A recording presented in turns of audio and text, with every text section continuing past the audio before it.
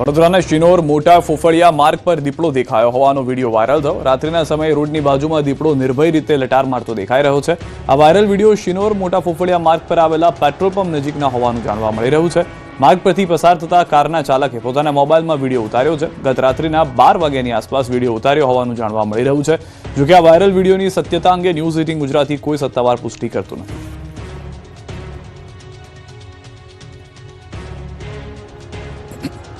વાઘના મળેલા 37 ચામડા અને 133 નખ અંગે સૌથી મોટો ખુલાસો। ગુજરાતમાં 20 થી 25 વર્ષ પહેલા લુપ્ત થયેલા વાઘ હાલ ફરી ચર્ચામાં છે।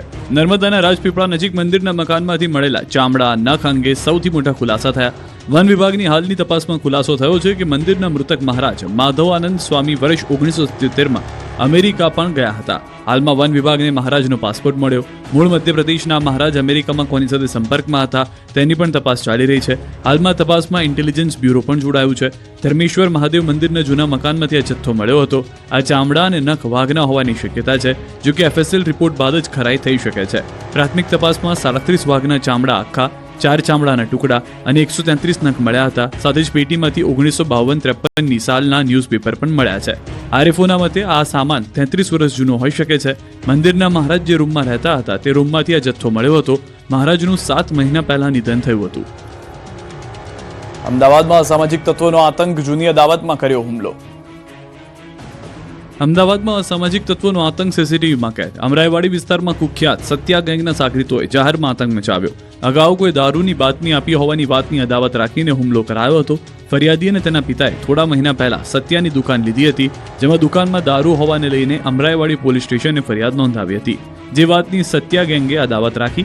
આરોપ છે કે મનોજ ઉપાધ્યાય અને સાગરીતો સાથે મળી આ હુમલો કરાયો, જેમાં સાગરીતોને હાથીજણ સર્કલ પાસે ફ્લેટ પર આવીને હુમલો કરાયો। આ હુમલાની ઘટના સીસીટીવીમાં કેદ થઈ। જોકે ફરિયાદીનો આક્ષેપ છે કે વટવા GIDC પોલીસે માત્ર અરજીની જ નોંધ કરી છે। શિયાળામાં ઠંડી વધતા તસ્કરો બેફામ બની ગયા છે। તસ્કરો હવે પોલીસને ફેંકી રહ્યા છે પડકાર। શિયાળો જામ્યો છે અને સાથે જ તસ્કરો પણ બેફામ બન્યા છે। અમરેલીના સાવરકુંડલાના પીઠવડી ગામમાં તસ્કરોએ મંદિરને નિશાન બનાવ્યું। ગામમાં આવેલા પીઠળ માતાજીના મંદિરમાં તસ્કરોએ જાળીનું તાળું ખોલી હાથ ફેરો કર્યો। ફરિયાદ મુજબ તસ્કરોએ માતાજીના ચાંદીના છત્તર, સોનાના નાના છત્તર સહિત સામાનની ચોરી કરી। મંદિરમાં લાગેલા સીસીટીવીમાં એક તસ્કર કેદ પણ થયો। આ તરફ અમદાવાદના હટકેશ્વરમાં તસ્કરોએ સોના ચાંદીની દુકાનમાં હાથ ફેરો કર્યો। તસ્કરોએ સોના ચાંદીની દુકાનની દિવાલમાં બાકોરું પાડ્યું, જે બાદ અંદર ઘૂસીને રાત્રિના અંધારામાં ચોરીની ઘટનાને અંજામ આપ્યો। વહેલી સવારે જ્યારે દુકાન માલિક જ્વેલર્સ દુકાન ખોલી ત્યારે તેને ચોરી થયાની જાણ થઈ। આ મામલે અમરાઈવાડી પોલીસે ફરિયાદ નોંધી તપાસ શરૂ કરી છે। દબાણની કામગીરીમાં એક લારી ધારકે કર્યો તાઇફો। ડ્રામા વધતા બોલાવી પડી પોલીસ। સંસ્કારી નગરી વડોદરાના ઐતિહાસિક સુરસાગર તળાવ પાસે દબાણ શાખાની કામગીરી દરમિયાન ભારે ઉત્તેજનાભર્યા દ્રશ્યો જોવા મળ્યા। વડોદરા મ્યુનિસિપલ કોર્પોરેશનની દબાણ શાખા દ્વારા રસ્તા ઉપર ઊભી રહેતી ખાણીપીણીની લારીઓ હટાવવાની ઝુંબેશ હાથ ધરવામાં આવી, જેનાથી રોષે ભરાયેલા એક લારી ચાલકે અંતિમ પગલું ભરવાની કોશિશ કરી। સુરસાગર તળાવની પાળ પાસે મોટી સંખ્યામાં લારી ઊભી રહી છે, જેના કારણે ટ્રાફિકની સમસ્યા સર્જાય છે। આ દબાણ દૂર કરવા જતાં એક લારી ધારકે સુરસાગર તળાવમાં કૂદી આપઘાતનો પ્રયાસ કર્યો, જોકે હાજર સિક્યુરિટી ગાર્ડે તેને પકડી લીધો। આ ઘટના બાદ આસપાસના લોકો પણ ઉમટી પડ્યા। લારી ધારકનું કહેવું છે કે પોતાના બનેવીના કહેવાથી તેણે આ પગલું ભર્યાનો નિર્ણય કર્યો, જોકે સિક્યુરિટી ગાર્ડે લારી ધારકને પકડી પોલીસને હવાલે કર્યો। મનપાની કાર્યવાહી સમયે લારી ધારકના આ તાઇફા ટોક ઓફ ધી ટાઉન બન્યા હતા। અમિતાભ બચ્ચનની એક ઝલક અને ફોટા પડાવવા ચાહકોની પડાપડી વાત છે સુરતની। સુરતમાં આજથી સેલિબ્રિટી પ્રીમિયર ક્રિકેટ લીગની શરૂઆત થઈ રહી છે। લાલભાઈ કોન્ટ્રાક્ટર સ્ટેડિયમમાં ઇન્ડિયન સ્ટ્રીટ પ્રીમિયર લીગ 2026ની 44 મેચ રમાશે। દરેક ટીમના માલિક તરીકે ફિલ્મી સ્ટાર સુરત પહોંચી રહ્યા છે, જેમાં બોલિવૂડના નાયક અમિતાભ બચ્ચન, ક્રિકેટના ભગવાન કહેવાતા સચિન તેંડુલકર સુરત પહોંચ્યા। ISPLની ઓપનિંગ સેરેમનીમાં તમામ હાજર રહેશે। બીજી તરફ શહેરના કાંસા રિવેરા બિલ્ડિંગમાં અમિતાભ બચ્ચન મહેમાન બન્યા। કાંસા રિવેરામાં બિઝનેસમેન સુનિલ શાહના ઘરે અમિતાભ બચ્ચન આવ્યા હતા। એ દરમિયાન અમિતાભ બચ્ચનને જોવા મોટી સંખ્યામાં લોકોની પડાપડી જોવા મળી। ભારે ભીડના કારણે એન્ટ્રી ગેટનો કાચનો દરવાજો તૂટી ગયો, કેટલાકને નાની મોટી ઈજાઓ પહોંચી। સુરક્ષાના ભાગરૂપે પોલીસની ટીમ પણ હાજર જોવા મળી। અમિતાભને જોવા માટે અને ફોટા પડાવવા માટે ચાહકોની એટલી ભીડ થઈ ગઈ કે રેસિડેન્સીનો પ્રવેશ કરવાનો મેઇન કાચનો દરવાજો તૂટી ગયો। ત્યારબાદ અમિતાભ બચ્ચનને ભીડ વચ્ચેથી બહાર કાઢીને હોટલ રવાના કરવામાં આવ્યા હતા। કચ્છ બાદ હવે રાજકોટની ધરા ધ્રુજી। એક જ દિવસમાં 11 ભૂકંપના આંચકાથી દહેશતનો માહોલ। રાતથી અત્યાર સુધીમાં 6 આંચકા આવેલા છે। અહીંયા ઘણો ડરનો માહોલ છે। નાના નાના બાળકો ડરી ગયા છે। બધા બહાર નીકળીને બેઠા છે અને અહીંયા ટીમ અલર્ટ કરવા પણ આવેલી છે। કચ્છમાં એક દિવસમાં 17 ભૂકંપના આંચકા બાદ ફરી એક વખત ગુજરાતની ધરા ધ્રુજી છે. રાજકોટ જિલ્લામાં એક જ દિવસમાં 11 ભૂકંપના આંચકાથી ભારે દહેશતનો માહોલ છવાયો. રાજકોટના જેતપુર, ઉપલેટા, ગોંડલ પંથકમાં ગઈકાલ સાંજથી લઈને વહેલી સવાર સુધી સતત ભૂકંપના આંચકા અનુભવાતા લોકોમાં ભયનો માહોલ છવાયો. ગઈકાલે સાંજે પહેલો આંચકો નોંધાયા બાદ બપોર સુધી ભૂકંપના આંચકા અનુભવાયા. આજની વાત કરીએ તો આજે સવારે 6:19 પહેલો 3.8ની તીવ્રતાનો આંચકો આવ્યો હતો, જે દિવસનો સૌથી વધુ તીવ્રતાનો આંચકો હતો. જ્યારે સવારે 11:41 અને 11:44 સૌથી ઓછો 2.6ની તીવ્રતાના આંચકા આવ્યા હતા. જોકે સદનસીબે કોઈ જાનહાનિ કે મોટી નુકસાનીના સમાચાર આવ્યા નથી, જેથી લોકોએ રાહતનો શ્વાસ લીધો. આ તરફ વિદ્યાર્થીઓને સલામતી ધ્યાનમાં રાખીને ધોરાજી અને જેતપુરની તમામ શાળાઓમાં રજા જાહેર કરવામાં આવી. સ્થાનિક કક્ષાએ મામલતદાર તથા શાળાના આચાર્યને પરિસ્થિતિનું મૂલ્યાંકન કરીને જ્યાં જરૂરી જણાય ત્યાં વિદ્યાર્થીઓને રજા આપવાની સૂચના આપવામાં આવી. સાથે શિક્ષકોને શાળામાં હાજર રહેવા જણાવવામાં આવ્યું છે. જો કોઈ બિલ્ડિંગને નુકસાન પહોંચ્યું હોય તો ત્યાં વિદ્યાર્થીઓને બેસાડવામાં નહીં આવે.